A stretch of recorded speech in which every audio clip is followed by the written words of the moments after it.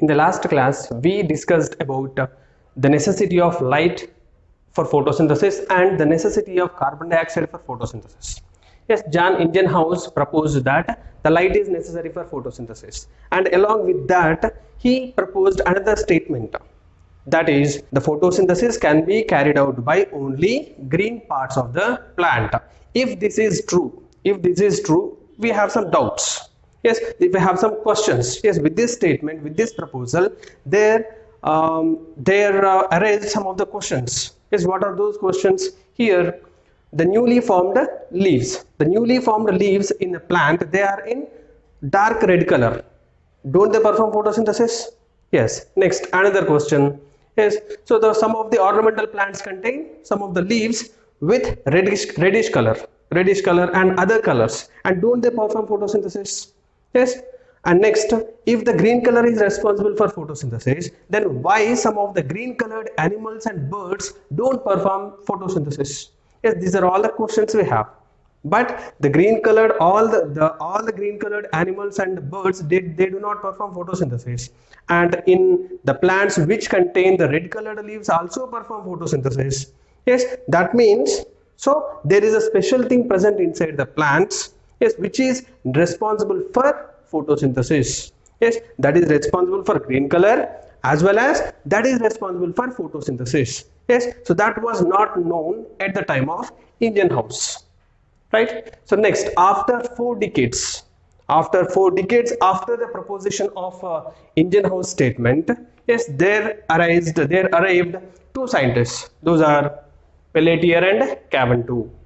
Yes, in 1817. So Ingenhousz proposed in 1779. Yes, so these Pelletier and Caventou, after 4 decades, yes, 1817, they observed the green colored substance. They extracted the green colored substance from the leaves. So, and they named that green colored substance as chlorophyll. Yes, chlorophyll means green leaves. Chlorophyll, the word chlorophyll means green leaf, right? So here chlorophyll is responsible for photosynthesis, they said. Yes, so Pelletier and Caventou said that chlorophyll is responsible for photosynthesis, right? So here the substance which is necessary for photosynthesis is not only the green color, the substance is chlorophyll. Yes, and along with chlorophyll, inside the leaf there are other pigments which are accessory photosynthetic pigments. Chlorophyll is a photosynthetic pigment. Along with that, there are other photosynthetic pigments are also present, which are called accessory photosynthetic pigments. Those are carotenoids, phycobilins, and anthocyanins are also there. Yes, which are helpful in photosynthesis. Yes. So next, and where that chlorophyll is present? Yes, according to Pelletier and Caventou, chlorophyll is the substance which is necessary for green color of the leaves, and that is responsible for photosynthesis, and where it is present. And he believed that the chlorophyll is spreaded throughout the leaf. But after so many years, after 6 decades, in 1883, Julius von Sachs, there's another scientist, Julius von Sachs, he proposed that, and he observed the leaf structure, and he said that yes, the chlorophyll is not spreaded all over the leaf. It is present in a specialized cell organelle, not in a cell organelle called chloroplast. Inside the plant cells, inside the cells of the leaf, so many cell organelles are present.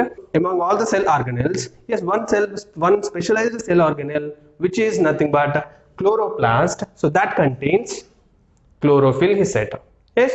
So to know where the chloroplast is present and how the structure of the leaf, yes, to know that we have to observe the TS of leaf. That is transverse section of leaf. So let us see this. Yes, so this, if you take this leaf, yes, it is the upper surface. This is the upper surface of the leaf, and this is the lower surface of the leaf, right? So the upper surface is this one, and lower surface is this one. Yes, so in middle between upper surface and lower surface, the middle, this part is present, right? Yes, the smaller part, just very thinner part, yes, this is zoomed and this is this one. Okay, so this is the upper surface is this one and lower surface is this one. Yes, in middle what are present, let us see, right? So here in TS of leaf, let us observe, here it is upper surface and it is lower surface. This is called upper epidermis.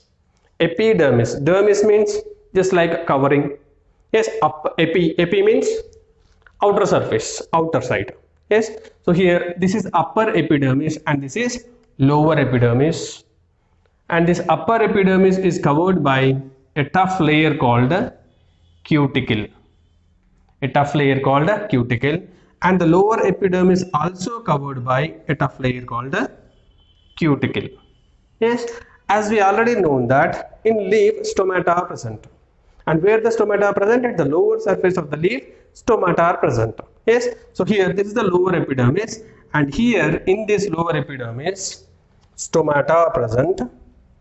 Yes, so here these are the stomatal openings, and these stomatal openings are guarded by specialized cells called guard cells. These are the guard cells and it is stomatal opening. Yes, so here also one more stomata we can draw.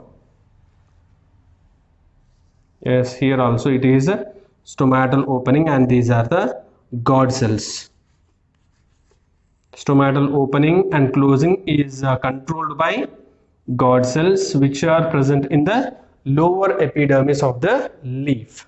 Yes, so upper epidermis and lower epidermis are covered by cuticle, and at the lower epidermis stomata are present and those are guarded by guard cells. And between these two surfaces, between upper epidermis and the lower epidermis, there is a mesophyll cells are present. There are the mesophyll cells are present. This is totally called mesophyll. Yes, so mesophyll cells. Yes, in the mesophyll cell, the specialized structure is present, which are called the vascular bundles. Vascular bundles.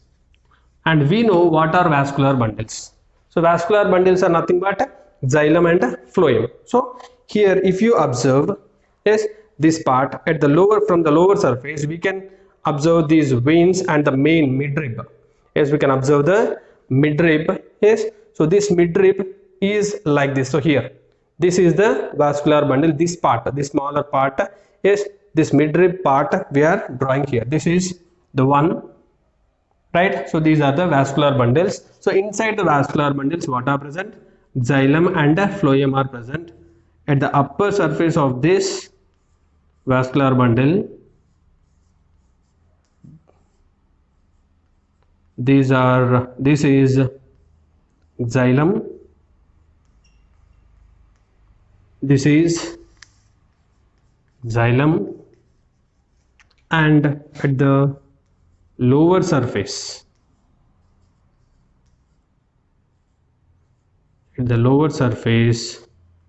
this is phloem.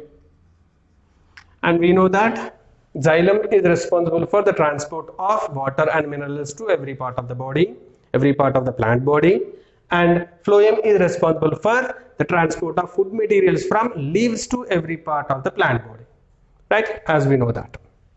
And here in this there are the mesophyll cells. Yes, there are two types of mesophyll cells. Those are the mesophyll cells we can also call as parenchyma. Parenchyma, two types of parenchyma are present. Yes, one is palisade parenchyma and another is spongy parenchyma. So here at the top, at the upper surface of the leaf, the palisade parenchyma is present. That is of one or two rows of palisade parenchyma is present, and here the cells are closely arranged. The cells are closely packed. Palisade parenchyma is present, and here at the lower surface of the leaf, yes, the parenchyma is loosely arranged, which we call spongy parenchyma, which we call spongy parenchyma. The upper surface contains palisade parenchyma. Here all the cells are closely packed, and here at the bottom surface or at the lower surface, all these cells are loosely arranged, and this is called a spongy parenchyma. Okay, so these are all the cells of the leaf. These are all the cells of the leaf, and each cell contains at least 40 to 100. Each cell contains 40 to 100 chloroplasts in it. Yes, each cell contains 40 to 100 chloroplasts in it. So these all dots we can call as chloroplast.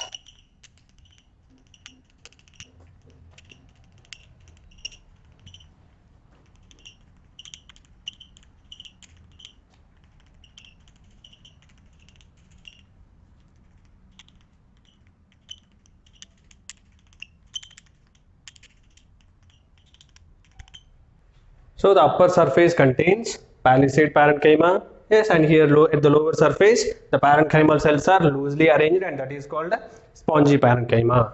In each mesophyll cell, yes, 40 to 100 chloroplasts are present, and inside this chloroplast, actual photosynthesis will be taken place. So these are all the chloroplasts. In these chloroplasts, actual photosynthesis will be taken place, and the number of chloroplasts is more in palisade parenchyma when compared to spongy parenchyma. Yes, and here the spongy parenchyma is arranged loosely, and what is the reason for that? Here the air can be entered.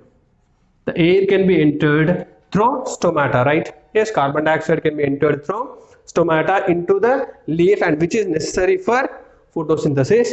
Yes, so for the entry of carbon dioxide easily, the spongy parenchyma is arranged loosely. So that is the reason spongy parenchyma is loosely arranged. Spongy parenchyma contains loosely arranged cells. It is upper epidermis, it is lower epidermis. Yes, upper epidermis and lower epidermis are covered by cuticle layer. Yes, and inside this a specialized structure is called the vascular bundles, and in between these two, upper epidermis and lower epidermis, parenchymal cells or mesophyll cells are present. Though these are of two types, those are palisade parenchyma and spongy parenchyma, and each parenchymal cell contains 40 to 100 chloroplasts, and there the actual photosynthesis will be taken place. Okay, if we want to observe the process of photosynthesis, so we have to extract this chloroplast. Yes, so here first Pelletier and Caventou, what they did, they extracted the green substance from the leaf. So that is very easy thing. That's very easy thing, just to extract the green substance. What is that green substance? They have extracted it. Yes, and here next another person, Julius von Sachs, he said that chlorophyll is not spreaded over the leaf, and it is present in a specialized cell organelle called a chloroplast. So extraction of chloroplast is not easy as extracting the chlorophyll. Chlorophyll can be extracted easily, but extraction of chloroplast is very difficult task, right? So if you tear a leaf, along with this leaf, yes, the chloroplast also will be broken. The chloroplasts are also will be broken into pieces, because in each parenchymal cells 40 to 100 chloroplasts are present. 40 to 100 chloroplasts are present, and everywhere the chloroplasts are present inside the leaf. So if you break it, if you tear the leaf, chloroplasts also will be broken. So if you want to observe the photosynthesis, the process of photosynthesis clearly, you have to get the chloroplast perfectly without breaking or without damage. We have to extract the chloroplast perfectly. So that was done for the first time in 1954 by a scientist called Daniel I. Arnon. Daniel I. Arnon was the scientist. He extracted the chloroplast for the first time without any damage. Yes, so let us observe the structure of a chloroplast.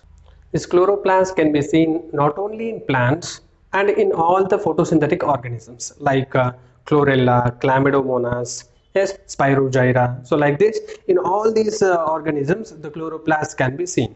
Yes, so these chloroplasts are not in same shape in all these organisms. Yes, so here they have different shapes. If you take a chlorella, in chlorella the chloroplasts are plate shaped. Yes, in Chlamydomonas the chloroplasts are cup shaped. Yes, in Spirogyra the chloroplasts are ribbon shaped. Yes, if you take, we are talking about the plants here. So in the higher plants, the chloroplasts are in oval shaped or ovoidal shaped or spherical shaped. Yes, so let us observe the structure of chloroplast of plant cell.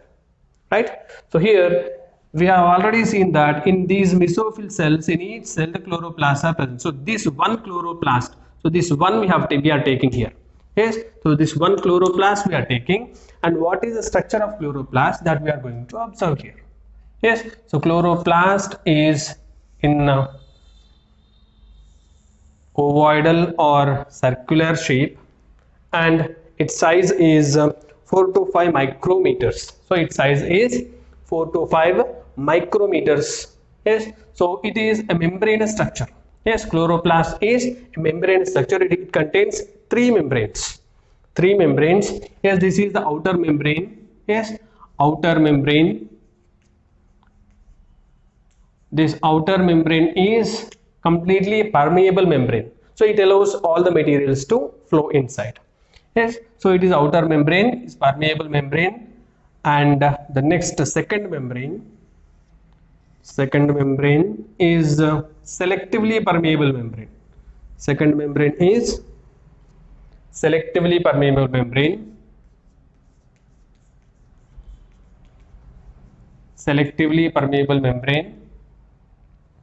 And next, the third membrane of the chloroplast is modified into the stalk-like structures. Right? So here let us see the third membrane of the chloroplast is modified into stalk-like structures. Yes, so this is the stalk. Stalk means a pile of, just if you take while you are playing caroms. Yes, so you arrange the coins like a pile or like a stack, one on the other. In the same manner here also, so this is the sack like structure. It is a sack. So these are all sacks. Yes, and all these sacks are arranged together and it made into a stack like structure. Yes, so it is a stack like structure with several sack like structures.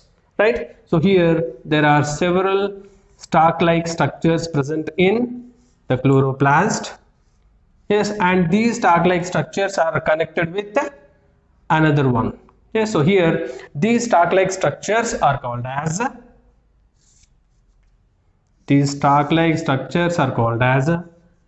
grana. Stalk like structures are called as grana. That means the third layer or the third membrane is modified as grana. Right, next here, so there is a fluid filled place is present inside this. The matrix is present. Other than these three layers, other than these three membranes, there is a fluid filled place is present inside the chloroplast.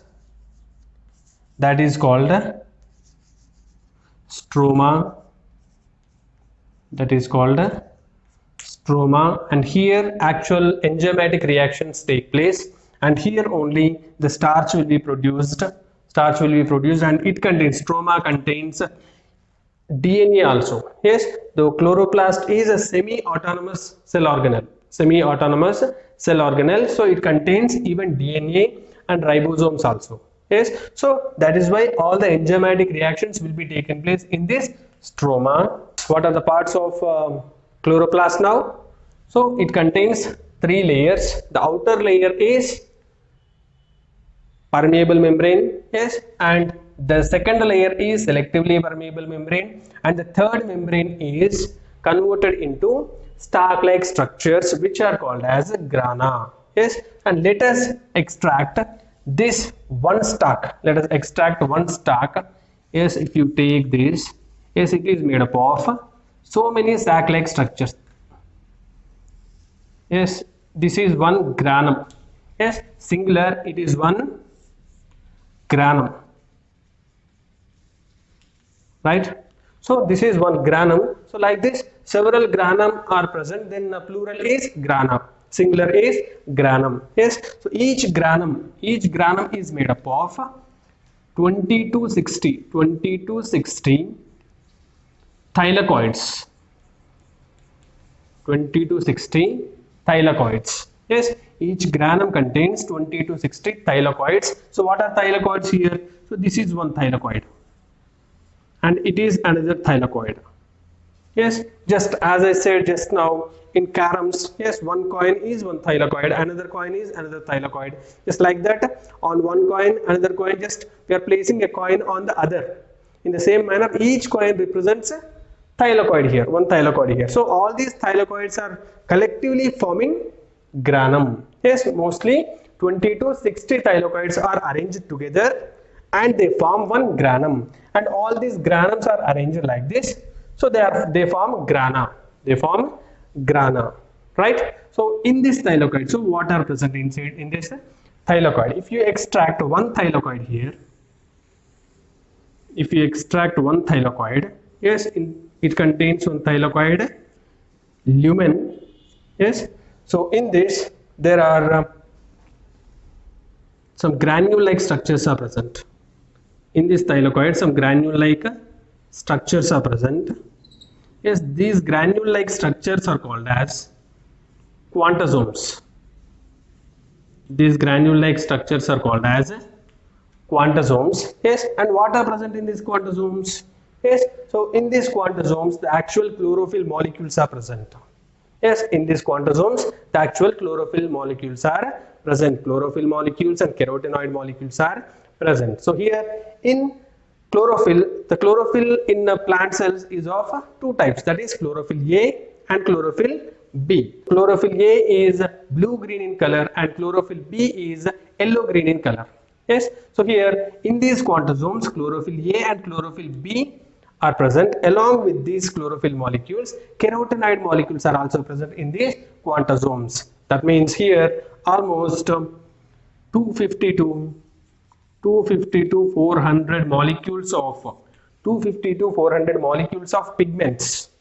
Yes, that means the chlorophyll A, chlorophyll B and carotenoids. So like that, pigment molecules are of almost 250 to 400 clubbed together and they form one quantasome. Yes, in each quantasome, how many molecules are present? 250 to 400 molecules are present, and what are they?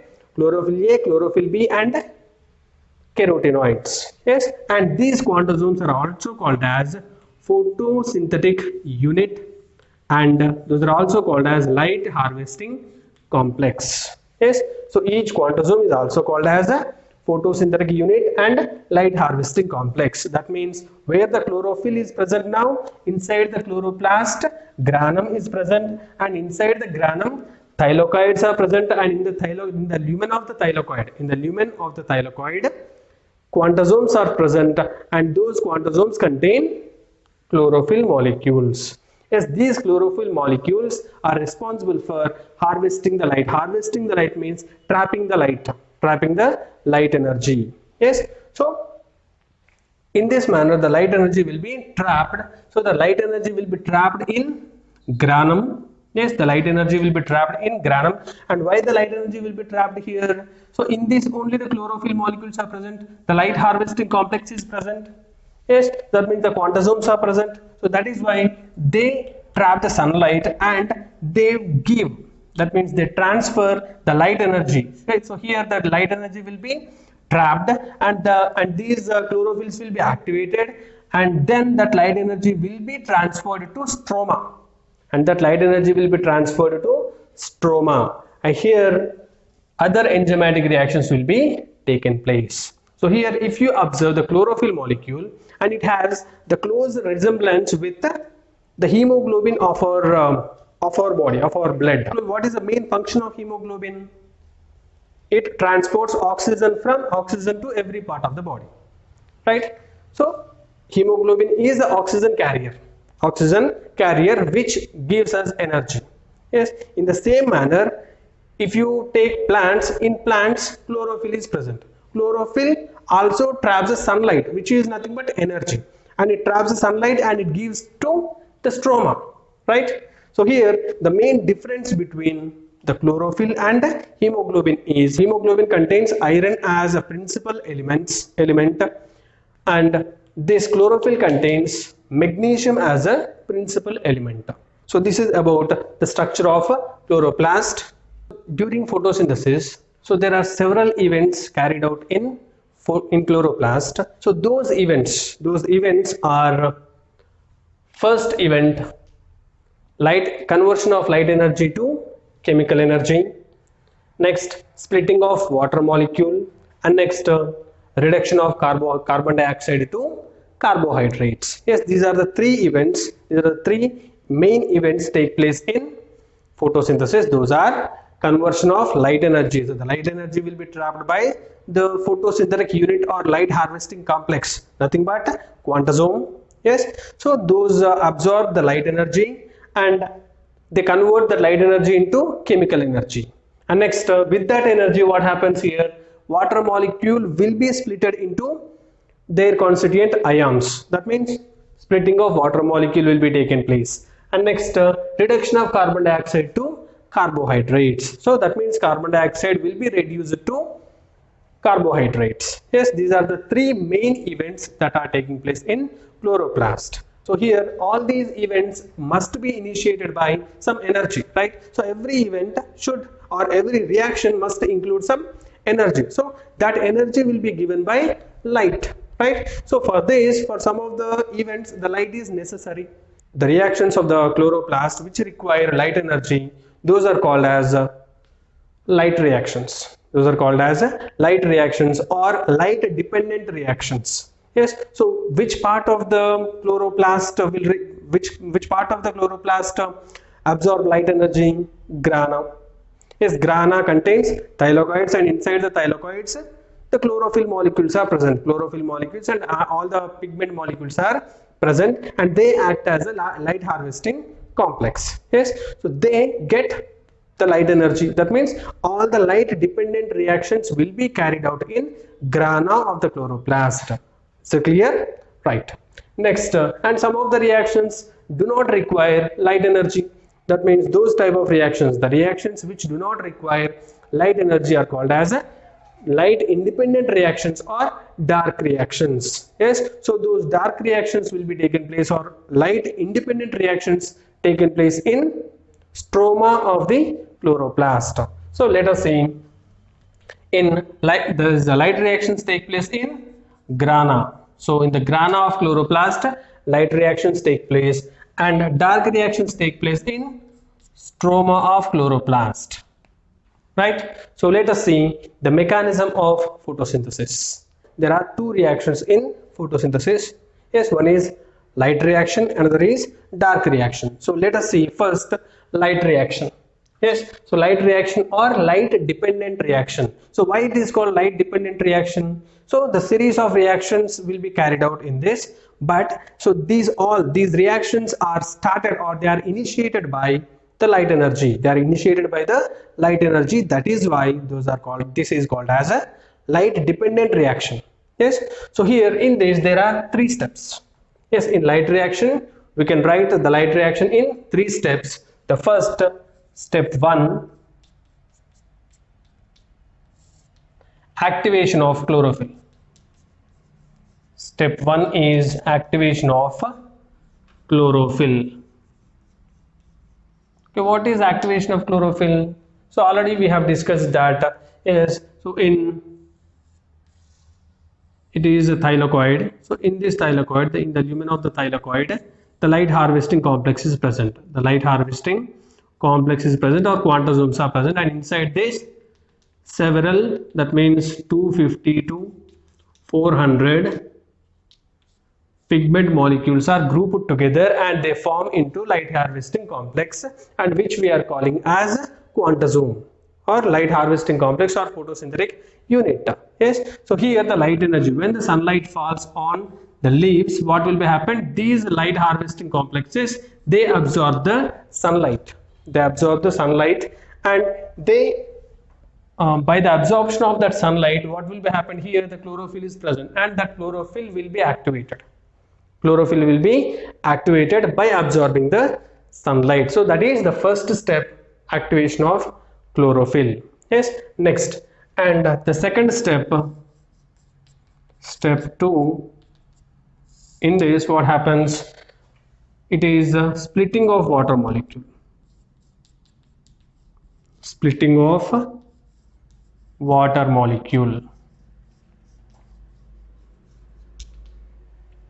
Yes, so what is the second step? Splitting of water molecule. Just here in the first step, chlorophyll is activated. That means it has the light energy. It has the light energy in it. Yes, it contains energy in it, and with that energy, what happens here? Water, H2O, yes, that will be splitted into its constituent ions like H plus and OH minus. H plus and OH minus. Yes, so splitting of water molecule has been taken place in this second step. Yes, that is in presence of sunlight this will be happened. Yes, due to the energy trapped by the chlorophyll, and due to that energy this splitting of water molecule will be taken place, right? And next, step 3, formation of assimilatory powers. Formation of assimilatory powers. Yes, the third step is formation of assimilatory powers. And here in this, what happened here? H2O, water is splitted into its constituent ions like H plus and OH minus. So then next, these H plus and OH minus ions will be entered into the next step. Yes, so here OH minus ions are converted into oxygen and water again. Oxygen and water again. Yes, so this water can be utilized by the plant for its uses, for its needs, and this oxygen will be released outside. So these H plus and OH minus from step 2 are entered into step 3. From these two ions, OH minus ion, through the series of reactions, it has formed oxygen and water. So this water is utilized by the plant itself, and this oxygen is released outside. Then what about H plus ion? In the leaf itself, NADP is present. NADP is present. Yes, so this H plus is going to add with this NADP. Yes, what is that? Nicotinamide adenine dinucleotide phosphate. Yes, nicotinamide adenine dinucleotide phosphate. So with this H plus is going to be added. So when this is added to NADP, yes, then what happened here? NADPH is formed. NADPH is formed. Then what is this? Yes, reduced nicotinamide adenine dinucleotide phosphate. Yes, as already we know that, yes, when hydrogen is added, then that is called reduction. Yes, so this is nicotinamide adenine dinucleotide phosphate. So when it is added with the hydrogen ion, then it will be converted into NADPH. Yes, it is an assimilatory power. That means it is ready to use. Assimilatory power is nothing but ready to use. And next, it is another reaction. And next, another reaction will be taken place.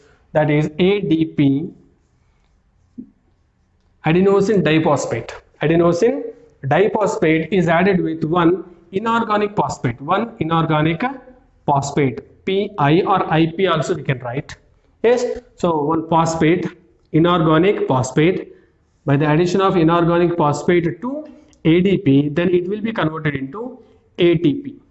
It will be converted into ATP. So here ADP, adenosine diphosphate. So two phosphates are present, and for this one inorganic phosphate is added. Then it will be converted into ATP, that is adenosine triphosphate. So three phosphate molecules are present in this.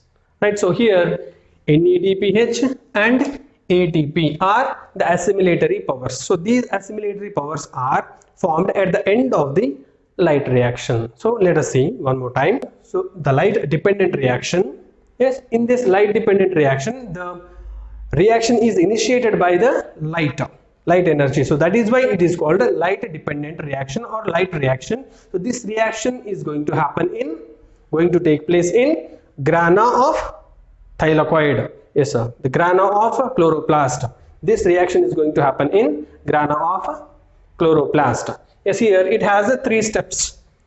Light dependent reaction has three steps. One is activation of chlorophyll. By the absorption of light energy, chlorophyll will be activated. And next step 2, in the second step, splitting of water molecule into its constituent ions. By the energy absorbed from the sunlight, yes, this water molecule will be split into its constituent ions like H plus and OH minus. Then these two ions will enter into the third step, that is formation of assimilatory powers. Yes, so in this hydroxyl ion undergoes several reactions to form oxygen and water. Yes, this water will be utilized by the plant itself and oxygen will be released outside. Then here H plus OH minus is used here, and H plus ion, this H plus ion is added with NADP and it forms reduced NADP, that means NADPH. Next ADP is added with one inorganic phosphate and it forms ATP. So at the end of the light reaction, what are formed? NADPH and ATP are formed. These two are assimilatory powers. The next light independent reaction or dark reaction or biosynthetic phase. So this is called a photochemical phase and it is called a biosynthetic phase. Yes, so here the synthesis of starch molecules will be taken place and glucose molecules will be taken place in dark reaction. So here it doesn't mean that the dark reaction doesn't mean that it will be happened or it takes place only in dark conditions. Yes, it doesn't need light, that's it. Yes, in absence of light the reactions are taking place in this. Yes, so this dark reaction is also called as Kelvin cycle, and here this reaction is also called as Hill's reaction. Yes, the splitting of water molecules. Yes, this was proposed by Robert Hill. So that is why this is called as Hill's reaction. And here this light independent reaction is also called as a Kelvin cycle. Yes, so this is an anabolic process. It is an anabolic process that we have two types of processes, anabolic process and catabolic process. Yes, so it is an anabolic process in which the smaller molecules will be converted into larger molecules. Yes, the simpler molecules will be converted into complex molecules. That is what happening in photosynthesis. The simpler molecules like carbon dioxide, water and minerals will be converted into the complex molecules like starch, right? So here also carbon and carbon material from carbon dioxide. So carbon enters into this phase in the form of carbon dioxide, right? So that carbon is converting into carbohydrates or glucose or starch. Yes, from the simpler molecules, the complex molecules are forming here. So this is called anabolic process. Catabolic process means digestion. So that we will learn in heterotrophic nutrition, right? So here it is an anabolic process. In this, the simpler molecules are converting into complex molecules like carbon is converting into glucose from carbon dioxide to glucose. Yes, so here the energy used is the assimilatory powers. So which are formed at the end of the light reaction, those are assimilatory powers, NADPH and ATP. So those were used here. That means ATP and NADPH are used as energy sources to convert carbon dioxide to glucose. So here what is happening here? Reduction of carbon dioxide will be taken place. So what is the first event? Light energy trapping, conversion of light energy into chemical energy, and next splitting of water molecule. Those two events have been taken place in light reaction. And the next reaction, what is that? Yes, so that is reduction of carbon dioxide to carbohydrates. So that is taking place in dark reaction or in light independent reaction, and this total reaction takes place in stroma of the chloroplast. Yes, so where the complete food materials will be prepared. Yes, an enzyme is very helpful in this reaction, which is RUBP, ribulose 1,5-bisphosphate, ribulose 1,5-bisphosphate. Yes, this is the enzyme which is used in this reaction, in this dark reaction. So at the end of the dark reaction, what will be formed? Starch will be formed. So the end product of dark reaction is starch, and the end products of light reaction are NADPH and ATP, which are assimilatory powers. Yes, dark reaction is not a simple reaction here. So it undergoes numerous reactions, numerous steps it has. Yes, it contains a number of reactions, and which will be learned by you in your higher studies in Kelvin cycle. Yes, so this dark reaction is also called as a Kelvin cycle, right? So this is about the photosynthesis, the mechanism of photosynthesis, and how the autotrophs perform their photosynthesis and they prepare their food materials. Yes, and in the next class we will learn about the heterotrophic nutrition.